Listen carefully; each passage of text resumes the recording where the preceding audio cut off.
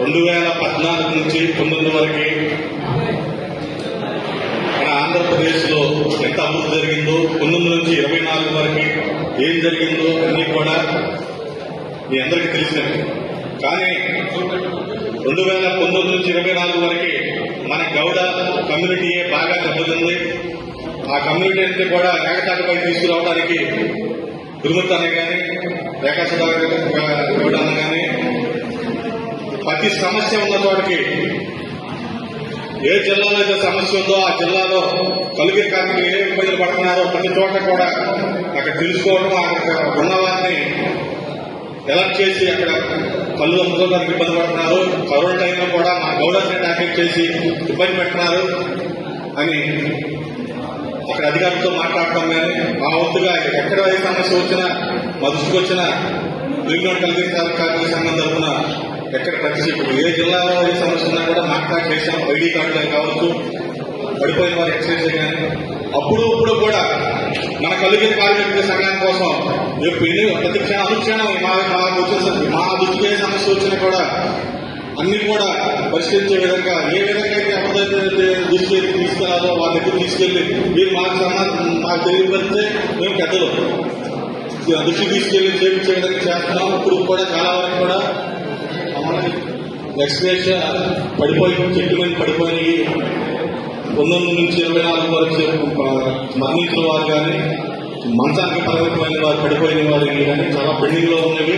వాటన్నిటి మీద కూడా ఎక్సైజ్ కమిషనర్ గారిని, అలాగే మంత్రివర్యులు ఎక్సైజ్ మినిస్టర్ గారిని, చైర్మన్ గారి ద్వారా ఎన్నోసార్లు వెళ్ళి కలిసి మాట్లాడే సందర్భంగా మంత్రులతో మాట్లాడి వాటి మీద మేరా పరిశీలన గురించి మన రాష్ట్రానికి, మన గౌడ సంఘానికి, మన గౌడానికి కావాల్సిన లబ్ధి ఏ రకంగా చేయాలి, మన పిల్లల భవిష్యత్తులో బాగుండాలంటే మనం తరతరాలుగా వస్తున్న వృత్తి అంతరించిపోతుంది.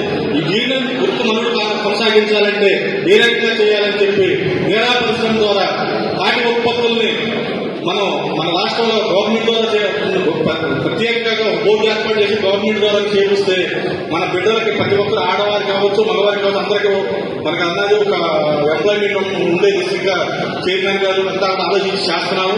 దీన్ని ప్రాసెస్ లో ఉంది. ఈ విషయంలో కూడా ఎక్కడికి పందిరిమామిడి రంపచోడవరం దగ్గర పందిరిమామిడి హార్టికల్చర్ యూనివర్సిటీ ఉంది, అక్కడ కూడా వెళ్ళి మేము విజిట్ వచ్చాము. 2 సార్లు మళ్ళా మా కార్పొరేషన్ ద్వారా, గౌడ కార్పొరేషన్ ద్వారా చైర్మన్ గారు అధ్యక్షతన మంత్రుల వర్గంతో పర్యటన ఉంది. మన ఏపీ, తెలంగాణ, తమిళనాడు, కర్ణాటక ఇక్కడ తాటి ఉత్పత్తులు బాగా బ్రహ్మాండం జరుగుతుంది పక్క రాష్ట్రాలు. దాని మీద అధ్యయనం కోసం వెళ్ళి అంతకుముందు కూడా మన తారా జయప్రకాష్ గారి నేతృత్వంలో ఇతర దేశాలకు కూడా వెళ్ళి చూసొచ్చారు. రీసెర్చ్ సెంటర్లో ఎలా చెట్లు ఎలా పెంచుతారు, ఏంటి అక్కడ ఉత్పత్తులు ఏంటని చేయించారు. కానీ గతంలో నుంచి కూడా ప్రయత్నం చేస్తున్నాం, కానీ అంతవరకు కూడా పేపర్ స్థాయిలో ఆగిపోయి ఇంప్లిమెంట్ అవ్వలేదు. ఖచ్చితంగా ఈ 1.5 year లో దాన్ని కొంత కొరికి తీసుకురాగలుగుతున్నాం. రాబోయే రోజుల్లో త్వరలోనే మంచి వార్త వింటామని ఆశిస్తూ ఉన్నాం. అలాగే మన కలుగిరి కార్మికులకి అన్నగారు మంత్రి గారితో గొడవదారులు ప్రమాదకరమైన వృత్తిలో ఉన్నారు. వారికి ప్రత్యేకంగా ఇన్సూరెన్స్ పథకాన్ని తీసుకొచ్చి దాన్ని మన గౌడ కుటుంబాలకి ఒక అండగా ఉండాలి, రక్షణగా ఉండాలన్న ఉద్దేశంతో అన్నగారు విశ్వవ్యక్తులు చేస్తున్నారు. దాని మీద ఆల్రెడీ అది కూడా చేస్తామని చెప్పి మాట ఇచ్చారు మంత్రివర్యులు. మనం వెళ్ళి కలిసినప్పుడు ప్రతినిత్యం కూడా అన్నగారు మన కమ్యూనిటీకి ఏం చేయాలి, దీన్ని చేయడానిగా ఉన్నాం, దీన్ని ఎలా ముందుకు తీసుకెళ్లాలన్న ఉద్దేశంతో నిన్న గవర్నమెంట్ లో ఉన్న వెసులుబాటు పెట్టాను చేయడానికి ప్రయత్నం చేస్తున్నాను. ఇదంతా కూడా మనం చేస్తున్న అభివృద్ధి. గతంలో 2019 నుంచి 24 వరకు ఒక అరాచక పాలనలో వీరోచితంగా పోరాడి ఈ రోజున ఉన్నామంటే అంత ఆ పోరాట ఫలమే.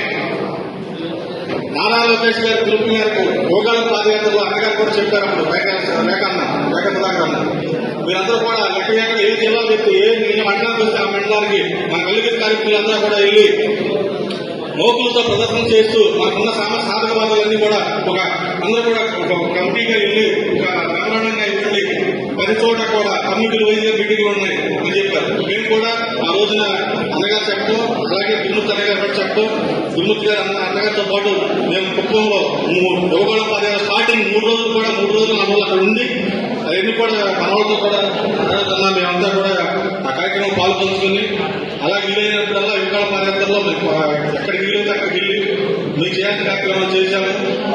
మన పార్టీ ఏదైతే ఆదేశిస్తే ఆ రాత్రనక పగలనక కూడా ఎన్నో కేసులు మా 9 కేసులు పెట్టారు. ఈ వైసీపీ అప్పుడు వైసీపీ నాయకులు టార్గెట్ చేసి 9 కేసులు పెట్టారు నా మీద. గురుమూర్తి అన్న గారి మీద అయితే గన్నవరం పార్టీ మీద దాడి జరుగుతుందని వెళ్తే ఆయన ఒక బడుగు వర్గ వర్గాల నాయకుడు ఆయన కార్ని టార్గెట్ చేసి తగలబెట్టేశారు. తగలబెట్టేసి మళ్ళీ పైకి వచ్చి ఆయన మీద కేసు పెట్టి 15 రోజులు జైల్లో పెట్టారు. గత ప్రభుత్వంలో మన గౌడాసిని టార్గెట్ చేసి ఎంతో విచ్ఛిన్నం చేశారు. కానీ అవన్నీ జయించుకుని ఈ రోజున మనకి ఇక్కడ మన 165 సీట్లతో తెలుగుదేశం పార్టీ ఎన్డీఏ కూటమి గెలవడంతో పరిణామం. ఈ మంగళగిరి నియోజకవర్గంలో భారీ మెజార్టీతో మీరంతా నా యువనాయకులను గెలిపించడం అసలు ఇంకా చరిత్ర తిరగలిగారు. మీరంతా కూడా మీ అందరికీ కూడా ధన్యవాదాలు తెలియజేస్తున్నాను. ఇంత చక్కటి అవకాశం ఇచ్చినందుకు ఇక్కడ పిలిచి మా మనసులో ఉన్న వ్యక్తపరిచే అవకాశం ఇచ్చినందుకు రేఖానికి మరోసారి ధన్యవాదాలు చెప్తూ సెలవు తీసుకున్నాను.